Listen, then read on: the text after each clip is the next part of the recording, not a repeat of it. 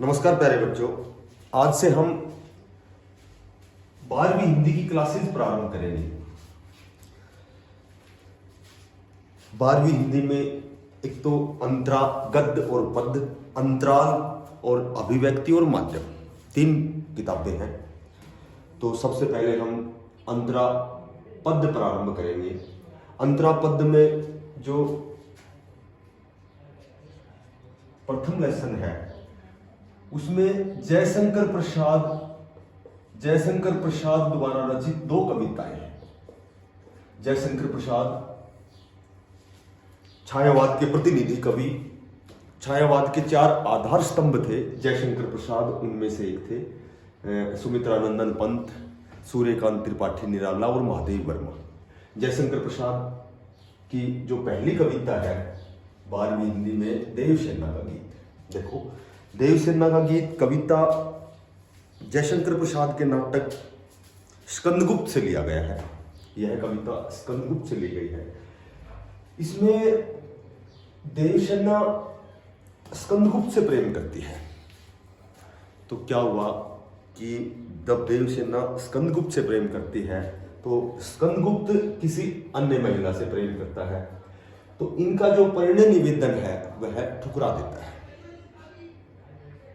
जब जीवन का अंतिम समय आया, जब जीवन की संध्या बेला आई, तो उस समय यौवन अवस्था बीत जाने के बाद स्कंदगुप्त ने देवसेना से शादी का प्रस्ताव रखा, परिणय निवेदन किया। उस समय देवसेना ने ठुकरा दिया, क्योंकि जब यौवन अवस्था थी उस समय तो उन्होंने ठुकरा दिया था, उन्होंने स्वीकार नहीं किया था। तो उस समय का गीत गाया है देवसेना के मुख से। देवसेना के मुख से कवि कहते हैं, क्या कहते हैं कि आह वेदना मिली विदाई। वेदना का यहां क्या तात्पर्य है? आह वेदना मिली विदाई। देवसेना के मुख से कवि कहता है कि जीवन की इस पावन बेला पर जो भी मैंने जीवन से जो भी अर्जित की थी, आशा थी, अभिलाषा थी, वह वेदना रूपी विदाई के रूप में वह प्राप्त करना चाहती है। देवसेना के मुख से क्या कहता है कवि कि जीवन की इस पावन बेला में आज मैं जीवन के जो भी भावी सुख हैं, जो भी आशाएं हैं, जो अभिलाषाएं हैं, उनसे मैं वेदना रूपी विदाई लेती हूं। आज मैं वेदना रूपी विदाई लेती हूं। किस किस से? आशा से, अभिलाषा से और सुख से। मैंने भ्रमवश जीवन संचित मधुखरियों की भीख लुटाई। मैंने भ्रमवश जो जीवन रूपी अभिलाषाएं थी उसको मधुकरियों की भीख लुटाई। उसे मैंने भीख के रूप में लुटा दिया है, भिक्षा के रूप में लुटा दिया है। मैंने जो जीवन में संचित किया था, एकत्रित जो मेरी अभिलाषाएं थी, मैंने जो जीवन में अभिलाषाओं को एकत्रित किया था, उनको भिक्षा के रूप में लुटा दिया है।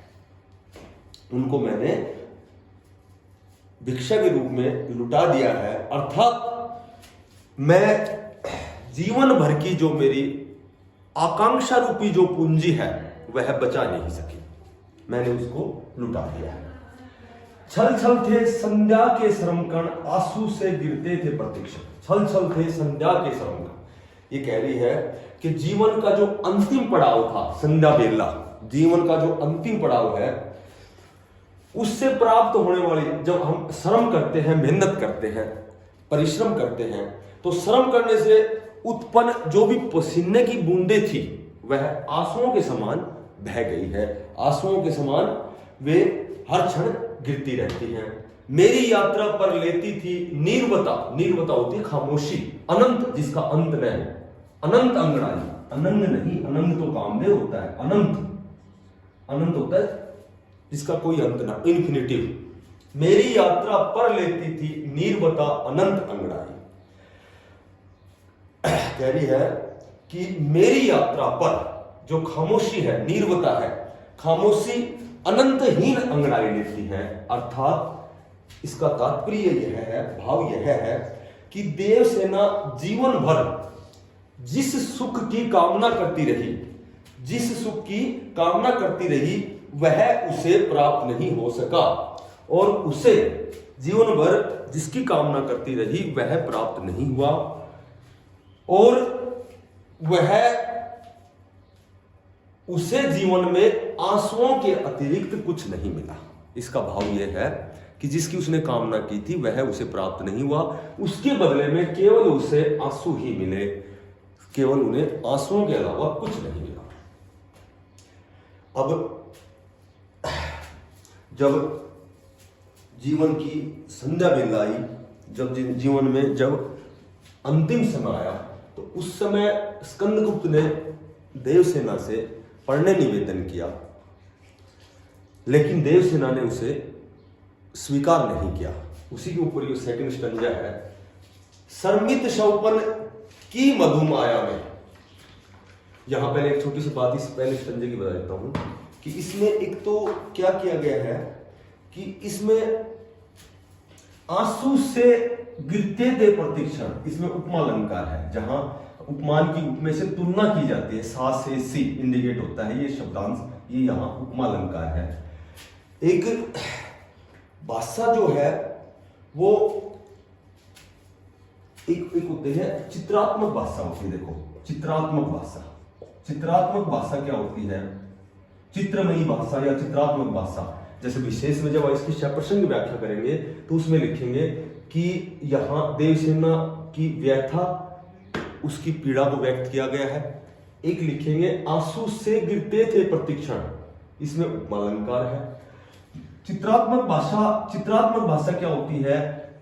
चित्रात्मक भाषा एक छोटे से एक वाक्य में समझाता हूं। चित्रात्मक भाषा होती है जिसमें ज्यादा से ज्यादा मुहावरे और लोकोक्तियों का प्रयोग किया जाता है, वहां चित्रात्मक भाषा होती है। एक इसमें थे छल छल छल छल पुनरुक्ति प्रकाश है, यहां पुनरुक्ति प्रकाश है।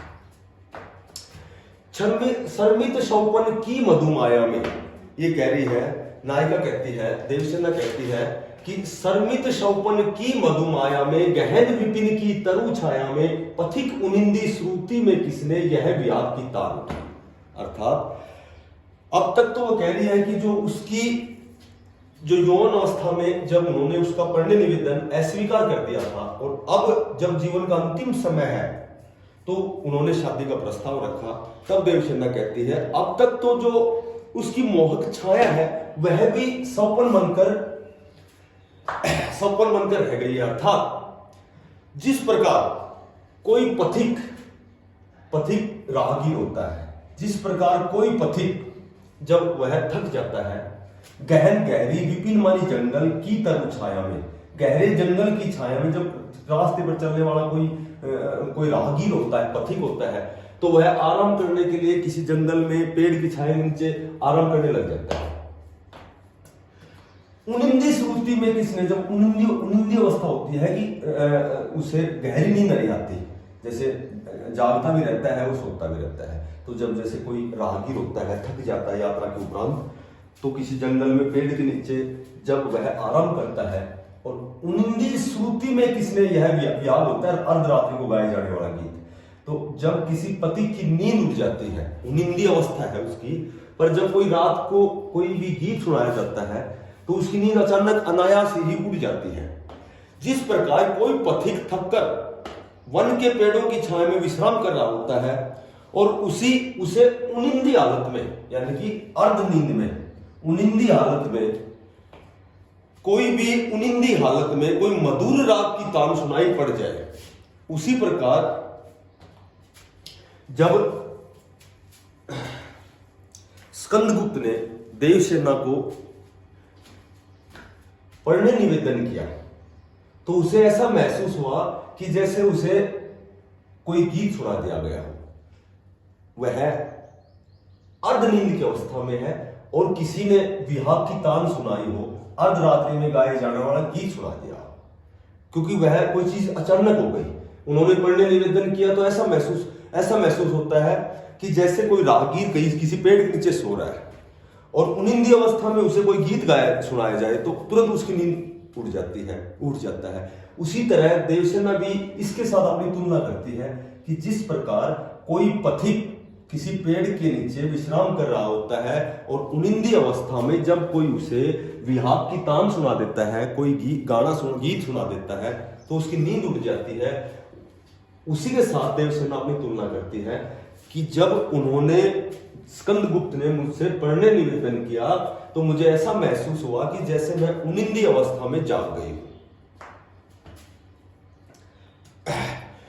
लगी तृष्णा दीठ थी सबकी, दीठ होती दृष्टि, तृष्णा भरी नजरें सबकी मेरी ओर थी। जब मैं यौवन अवस्था में थी, जब मैं जवान थी, तो सब मुझे तृष्णा की नजरों से देखते थे। दीठ मानी होती दृष्टि। रही बचाई फिरती कब, कि मैं अपने आप को बचाई फिर रही थी, मैं उन नजरों से अपने आप को बचा रही थी। मेरी आशा आहा बावड़ी तूने खोदी सकल कमाई। मेरी जो आशा है, जो मैं आशा कर रही थी, जो मेरी आकांक्षा है, वह तो पागलपन के हद तक निकली, बावली निकली। बावला होता है, बावली या बावड़ा, जो किसी की आशा पागलपन तक कर देता है, क्योंकि उसके पता है कि ये आशा उसकी पूरी नहीं होनी। पर जीवन तो आशा करने का नाम है। हम आशा करते रहते हैं पूरे जीवन, लेकिन हमें पता है कि वो पूरी नहीं होती, इसलिए उसको बावली कहा गया है। तो कहने का मतलब यह है कि उसने इतना प्रयास किया कि सबकी दृष्टि तृष्णा भरी नजरों से मेरी ओर थी, सभी मेरी ओर देख रहे थे, मैं अपने आप को बचा रही थी। मैंने बहुत प्रयास किया अपने आप को बचाने का, लेकिन फिर भी मैंने अपने जीवन की सारी पूंजी, सकल मानी सारी कमाई हुई जितनी भी मेरी पूंजी थी, वो मैंने खो दी है। मैंने अपनी पूंजी को खत्म कर दिया है। मैंने इतना प्रयास किया, फिर भी मैंने अपनी सारी कमाई को गवा दिया है, उसे बचा नहीं पाई। और यही मेरी विडंबना है और यही मेरे जीवन की वेदना है।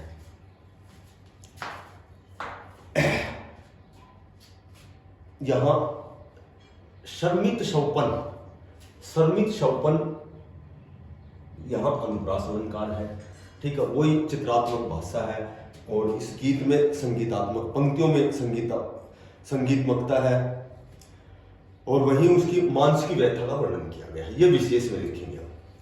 चढ़कर मेरे जीवन रथ पर, परले चल रहा अपने पथ पर, मैंने निज दुर्बल पद बल पर उससे हारी होड़ लगाई। जीवन रूपी रथ यहां रूपक अलंकार है। जीवन रूपी रथ रूपक अभेद्य आरोपित होता है। चढ़कर मेरे जीवन पथ पर, परले चल रहा अपने पथ पर, परले अपने पथ पर लगातार चल रहा था, अपने रास्ते पर लगातार चल रहा था। मेरे जीवन रूपी रथ पर परले लगातार चल रहा था। असमंजस की स्थिति लगातार बनी हुई थी पूरे जीवन पर।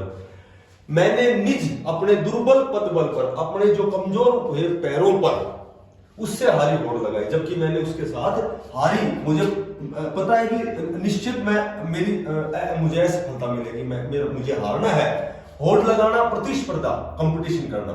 मैंने फिर भी उस परले के साथ मैंने उसके साथ कंपटीशन किया, होड़ लगाई, प्रतिस्पर्धा की।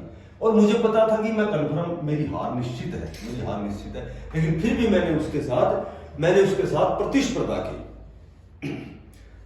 यानी कि मैं इतनी थक गई थी जीवन में कि मेरे दुर्बल हुए जो मेरे पैर थे, उनके बल पर मैंने उससे प्रतिस्पर्धा की, जबकि मेरी हार निश्चित थी।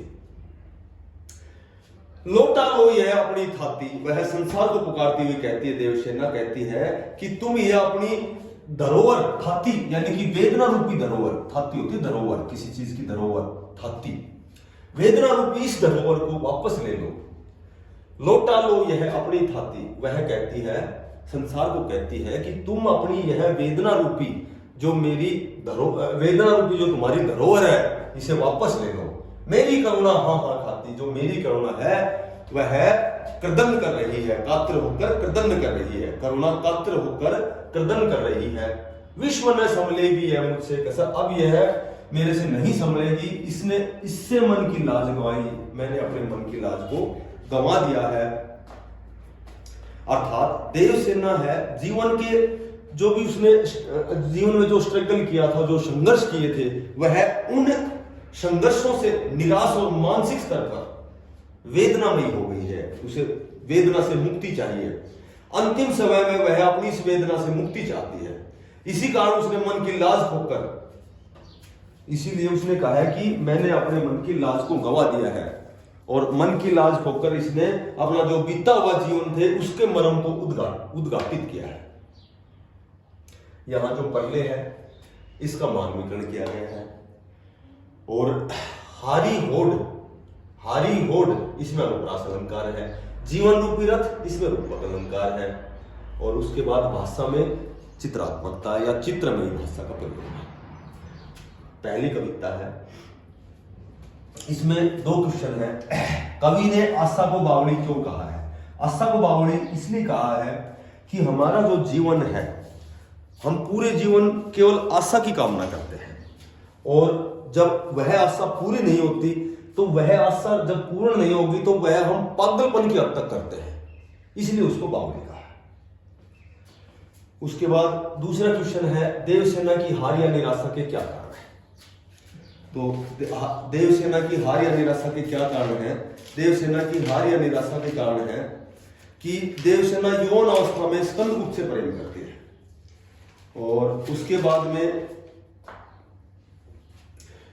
उसने जीवन में कुछ आकांक्षाएं पाल ली, कुछ इच्छाएं पाल ली, सुख की कामना कर ली, लेकिन जब वह उनका पूरा न होना ही उसकी हार और निराशा के कारण है। क्योंकि यौन अवस्था में स्कंदगुप्त ने उनके प्रणय निवेदन को ठुकरा दिया था, और जब जीवन की अंतिम बेल आई तो देवसेना ने उसको ठुकरा दिया था।